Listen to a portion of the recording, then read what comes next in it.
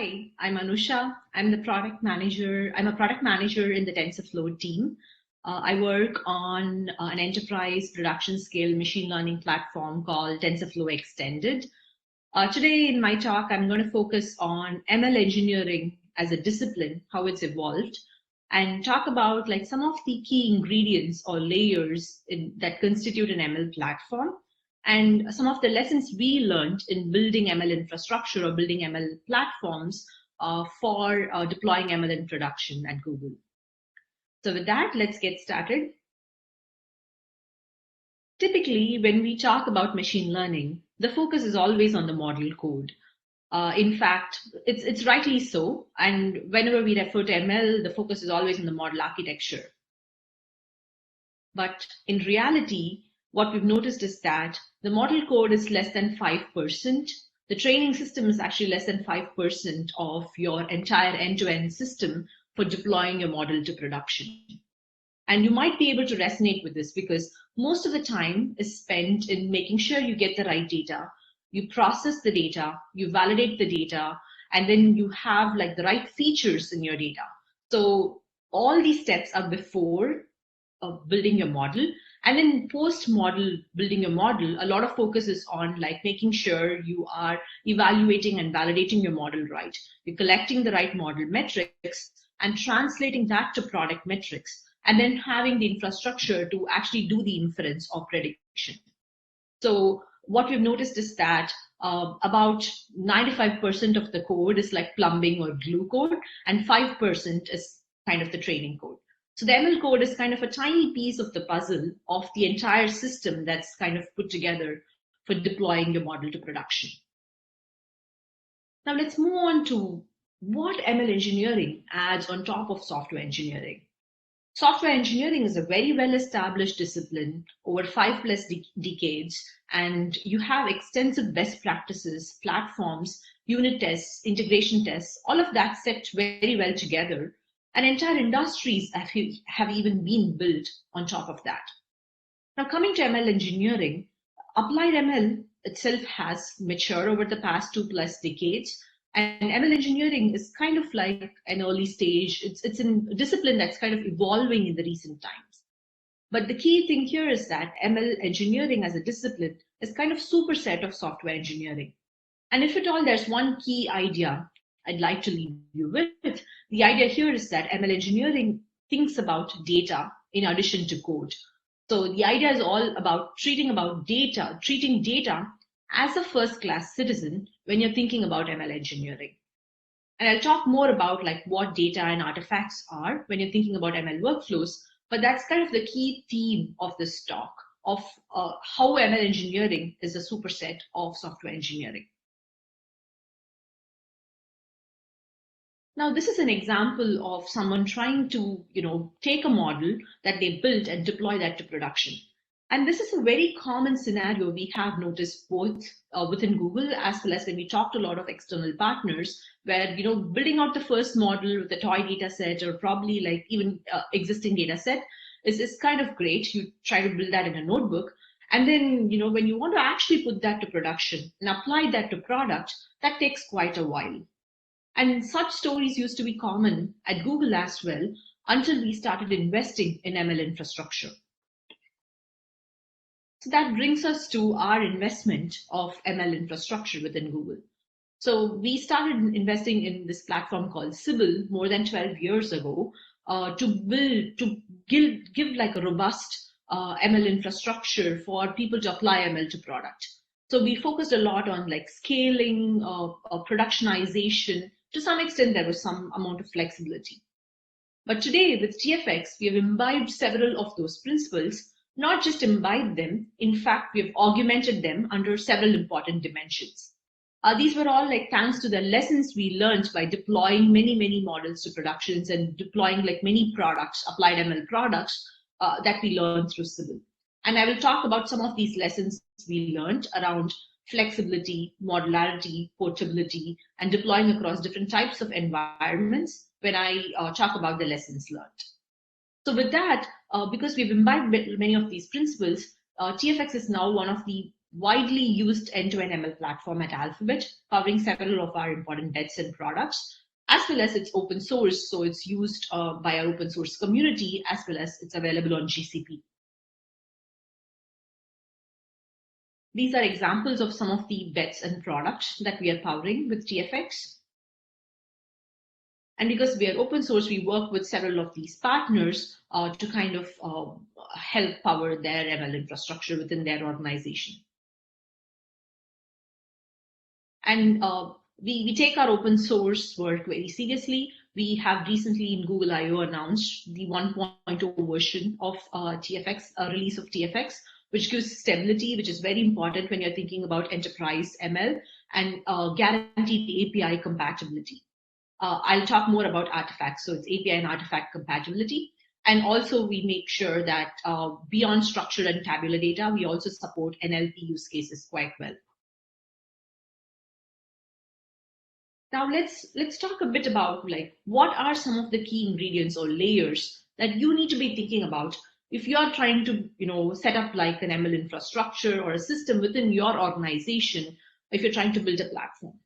So many of these ingredients or layers have actually been open source from the TFX side for the benefit of our open source community. So I'm going to talk about some of these layers, and I'm hoping that that will be helpful as you are trying to think about your ML infrastructure.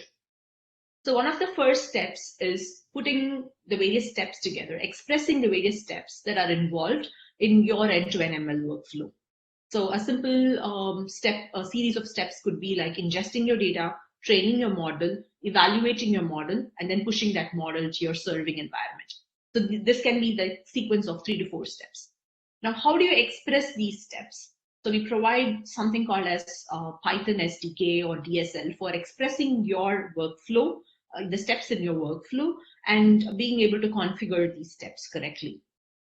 Now, once you express the various steps in your workflow, you have to do some work for each of these steps. You need to take the data, process it, do some kind of validation there. So the interesting part here is that we provide several off-the-shelf, what we call as components, so that you don't have to each time like write the script in order to do these various steps. So we have a component for data ingestion, we have a component for doing data analysis, we have a component called transform for doing feature transformations. All of this can do at like very large scale.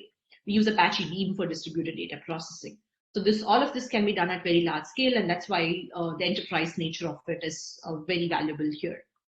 So you can use these off-the-shelf components if you want in order to express these various steps. So that's the component layer. And then once you express your workflow, you need to run your workflow in some kind of schedule, right? Like periodically, maybe like once every week or once every month, depending on the type of product you're trying to deploy your model to. So there is the orchestration layer that you need to think about. And the interesting part here is that different people have like different schools of thought about like how to orchestrate and what kind of orchestration system to use and so on. So there are like broadly 2 types that I can see. One is something called as task aware, where you just say schedule step 1, schedule step 2, schedule step 3, and you're just done with it. There is no form of data dependency involved here. You don't think about the data dependency between each of these steps.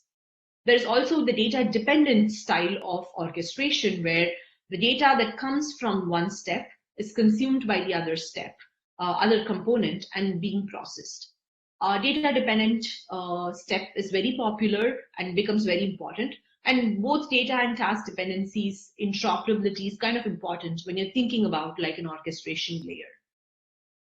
And finally, one of the most important layers is the artifact storage layer or library that we have open source called as ML metadata. Think of this as versioning for your ML workflows. Similar to how you have source code versioning in software engineering, how do you have versioning for your ML workflows? So we provide a library for that, where you can store these artifacts and then query these artifacts. Now, I've talked about artifacts a lot. What do these artifacts actually mean? So if you think about a data ingestion step or a data validation step, you take the data, you convert it to some format, and you produce some result out of that. So that result of like either feature statistics over data or some kind of validation of that data is kind of an artifact of ML workflow. In the case of a trainer component, it takes in data, trains a model, it produces a model. That model is an artifact of ML workflow.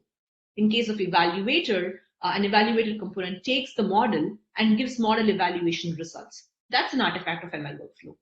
So these are the various artifacts that are produced in every step of your ML workflow, and keeping record of them and keeping track of these artifacts becomes very important. I'll talk more about like some of the lessons we've learned and why this layer of artifact storage and treating artifacts as first-class citizens becomes very important when you're deploying ML in production. So I talked about some of the key layers of ML platform, like the expression of your ML workflow layer, the component layer, the orchestration layer, and the artifact storage layer. Now, when the way we came up with these layers was through several lessons that we learned when we deployed an ML in production by working with several teams within the company. As we work with these teams, we learn through the process of what the requirements are of a long-standing system. So I'm going to go through like some of these lessons learned, and I hope that's helpful for you as you are trying to think about ML system within your organization. So the first one is like launching and iterating. This is a very common scenario we've seen. Like we always recommend people to start with simple heuristics before thinking about ML system. And in many cases, the scenario is that when you're building a new feature or a product, you don't have users, so you don't have data, so ML is less valuable at that stage. The moment you go from a simple heuristic, and it's perfectly fine to launch with a simple heuristic, the moment you go from a simple heuristic to like, it gets a bit complex when you're thinking about complex heuristics and you have enough data, that's probably the time for you to start thinking about adding ML to your system. And what we've seen is that typically some of the biggest gains that you get is moving from manual and adding your first model, and your first model can be simple. And as you get to more sophisticated model architectures, better quality and all of that, that does provide enhancement, but the biggest enhancement comes from manual to adding ML. We have seen this in many cases, and it's true for many such cases. And one thing we would also, which I've noticed, is that investing in ML infrastructure early on helps you iterate faster at the later stage when you have to kind of iterate and improve on your model quality, rather than, I totally understand the case where someone says, I want to first get the model out. I don't want to think about infrastructure at this point. I want to validate this. And rightly so when you're trying to get the product out the door. But taking that bit of extra time and having the ML infrastructure in place goes a long way in terms of like improving and enhancing your product. And as I said, this is kind of the key takeaway of this talk, artifacts as first-class citizens. And we realized that similar to code versioning in software, ML versioning is extremely important. And being able to store these various steps and results and query them becomes incredibly important. And I'll show you some examples of that here. So one of the common questions that comes is like, find out what data model was trained on. Let's say you're deploying a BERT model in production, and there are some regulatory or compliance questions that come up to know what data this model was trained on. How do you find that? So that's why storage of these artifacts becomes very important, where you can go back and trace on like what data this was trained on, what was like the hyperparameter that was used to train, and so on, what kind of fine tuning that was done. And there are like other questions you can answer other than like data. You can try to understand like what version, what pipeline version was used, what framework version was used, what hyperparameters were used. It's basically like a database query of your ML artifacts. Another important thing that you can do is, rather than just noting these things manually yourself, you can compare different model runs across different hyperparameters and metrics, and you'll be able to understand like how different model architectures or fine tuning that you're doing is performing over different versions of your experimentation. So experimentation management becomes easier the moment you start storing these artifacts. And there are also like other useful functionalities like, carrying state from previous runs, which leads to like this concept called warm starting, where you can improve the efficiency of your workflow rather than cold starting your pipeline. And then you can also like reuse previously computed outputs. So think of this as database of your ML artifacts, basically. Another important lesson you've learned is once you train your model and put that to production, it's not just the end of that. There is always like some frequency in which you have to kind of retrain your model, get a new version, simply because the training data and serving data can kind of change over time. The model can become stale over time and so on. And not just that, right? Not continuous learning part, which is like the new version of the model. There's also this unlearning part where you might have to retrain a model because of removal of data, which becomes especially important with GDPR requirements. So that's something, again, we learned over the process and started to imbibe those principles when we started building TFX. I mentioned about portability and interoperability. The one important takeaway I would give here is that we tried to leverage huge technologies, well-established technologies wherever we could. So we used TensorFlow as our ML framework. We used Apache Beam for distributed processing. We used Apache Arrow. So we tried to build on the shoulder of giants wherever possible, because it's very hard to build everything from scratch. So when you're thinking about ML platform, try to think about what you can leverage from the existing ecosystem that's well supported. Obviously, you are incurring a cost here by taking a dependency, but probably it's slightly better than having to reinvent everything from the scratch. And as I said before, ML is becoming more ubiquitous right now. So beyond just server, we are focusing on like mobile and edge environments, as well as like deployment on cloud. But the problem here is it increases the number of devices and environments you have to support.